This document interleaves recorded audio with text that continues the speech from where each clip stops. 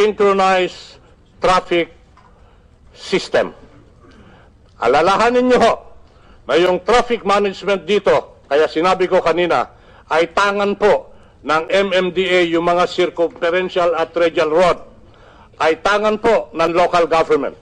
Kung nakakapansin ho kayo ng konting kaluwagan ngayon sa mga radial at circumferential road kagaya ng EDSA, tutumbok at masasaktan kayo pag lumiko sa kaliwa o lumiko sa kanan, pagkat wala nang say po ang MMDA doon. Ang may say ho doon is local government. What do we need is a synchronized, uniform traffic system, traffic structure, traffic rules with one single traffic authority. In other words, Madam Chair, the Secretary would want to see in the proposed Transportation Crisis Act a single authority to manage the traffic system in Metro Manila. Tama po, sir. Now, so that is the kind of policy issues that we would like to hear from the Secretary, because as we all know, as I said in my opening statement, one of the things that I found is the numerous authorities trying to govern our Tama po traffic kayo, system, and it has created a mess. So the first issue that you would want the Senate to address, or the Congress to address, is to provide for a single authority to manage the traffic, at least for the period of emergency. Is that Yes, sir. correct? 2 years, sir. Well, we can even say 3 years, Madam Chair, because under the Constitution, the emergency powers can last for the duration of Congress, of this Congress. So it can even be for 3 years, and we were willing to grant this. This is the limit. Now, so any other, I would like to hear from the Secretary issues like what you just mentioned. Yes, a sir. single traffic management authority. Pangalawa ho, Opo. yung samot-sari na licensing na nandito ngayon. May licensing authority po ang DOT through LTO saka LTFRB sa prangkisa. Meron hong authority rin ang MMDA. Yung mga tricycle at mga ano ba yun? Yung mga tricycle, kung ho yung barangay level yun, you know? So Yes. LTO, LGUs. yung mga LGU. Oh. So, sir, kailangan kumpasan ng maayos yun eh. I agree. You know, that is these are the so yes. So the second policy issue is the multi-authority. I mean, the numerous authorities managing the same situation. And Kung meron na hong authority, pumunta tayo sa lupa. Yung mga lupang dinadaanan. Traffic ho lahat yan. Pag circumferential at radial, national government. Pag local roads, local government. Pag hindi nag-cooperate yung local, tapos yung radial.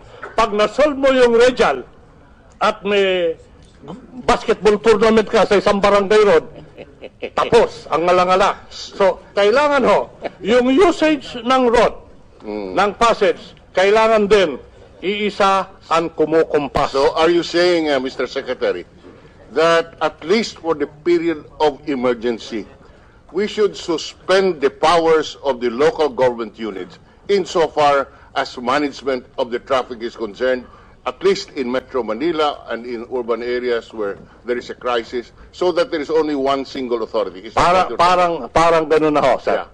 No, huwag ka matakot. Sabihin Yes, sir. mo kung anong kailangan natin. These Yes, are sir. the kind of policy issues that we would want to address. Now, what about procurement? Punta ho muna tayo sa kalsada, sir. Sige. Kasi Okay. sa kalsada, sabi nila, sobra-sobra na yung sasakyan. Para addressin mo yung sobra-sobra sasakyan, either bawasan mo yung sasakyan, magpatayo ka ng kalsada, o gumamit ka ng kalsada ng iba. Ito ho yung mga privately owned. Yung privately owned, kagaya ng subdivision A, subdivision B. Ayaw kong sabihin yung pangalan. Di ba? Yung mga ganyan, makikiran ho. hindi naman makikiram tayo habang buhay or for the entire 24 hours. Presently, who authorizes the entry or the use of subdivision roads for traffic? Yung subdivision owner ho, yung association, okay, subdivision owner na. homeowners po. Okay, so again, that's an area where you want to... Ngayon ho, nakikiusap naman ako sa iba. Yung iba okay, yung iba may mga kondisyones. But let it be said right here and now that our choices for private roads will not be arbitrary or whimsical. Number two, that we will not compromise the safety of the subdivision. The security mechanism shall be in place, and if need be, the security expense will be borne by government. The road maintenance, hindi naman tayo pwedeng dumaan lang ng dumaan dyan, sir. May gastos yung road maintenance. Hindi ko naman hingin kagad dyan. Pwede hong pag-usapan yon. Ang higit sa lahat, yung gamit ho, hindi 24 hours. I-define natin yung peak moment in time na kung saan dadaan. So who would have that authority now? Wala ko, sir. No. Now, in the proposed emergency powers, you would want to locate that authority somewhere. Who would want that Doon ho authority? sa basta isang departamento. Ha? Pwedeng MMDA, pwedeng... No, you must be specific, because as you said, a single Saan traffic sir, sa authority. DOT. Ha? DOT daw, sir. DOT, sir. DOT. Yes, You sir. would want to locate that authority with the DOT. Sana ho, para kukumpas. No, I'm aware. Sa traffic lang ho, that's why you're a resource person hindi here. yung buong pangkalahatan ng There's MMDA. actually there are people suggesting that perhaps, Secretary, you should really be the one in charge of the traffic. Why So doesn't it's the secretary DOT? become Because- the Madam Chair? Pursuing that point, why doesn't the secretary become the MMDA chairman? I mean, both. I mean, let's Both, demote in a the concurrent Secretary capacity. In a But- concurrent capacity, so you would have full control of the emergency powers. Yeah. Sa traffic ho, Ha? sa traffic. Wag na yung 17 mayors. Sabi mo kanina, yung 17 mayors. Ganun talaga ang sitwasyon natin. Ano magagawa natin? But that's also one of the conditions that we would want to have one point person who's really in charge That's correct. in implementing the emergency powers. That is why the Transportation Secretary can concurrently be the MMDA chairman. Now, anyway, that's a policy issue again that we would like to examine. Hindi naman When- tayo nagde-decide na dito. Hindi pa po. No, Pero we're note-taking any already. other issue which you would want to have addressed in the transportation? Yes, sir. Terminal. Oh. Madahili hong sabihin, ma'am, ang solusyon, tow truck at police. Para lang sa kaalaman ng Committee on Public Service, ang total terminal ho sa EDSA, sa EDSA lang, ilan ma'am? 27 terminals. And then, EDSA Pasay is 14. We can say in the Emergency Power Act, effective X number of months, there will be no more terminals in dapat ho. EDSA. So that wala na kailangan mag-decide pa ang... Dalawang bagay ang dapat tugunan ho. Una, dapat may just compensation. Hindi naman tayo confiscatory. Hindi nga. No, Pangalawa ho, Oh. maglalagay ka ng remedyo na kung saan bibigyan mo sila ng alternatibong magkaroon ng tinatawag na common stations yung mga sasakyan. Kasi kung wala kong mga terminal yan, magkakaletse-letse lalo yan. Kaya dapat paplanuhan din yung common station Yeah, okay. sa north saka sa south. Alright. What about on the procurement?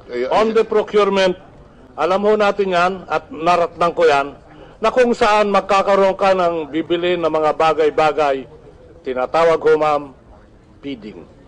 So, Bidding, sir. bidding. Yung procurement.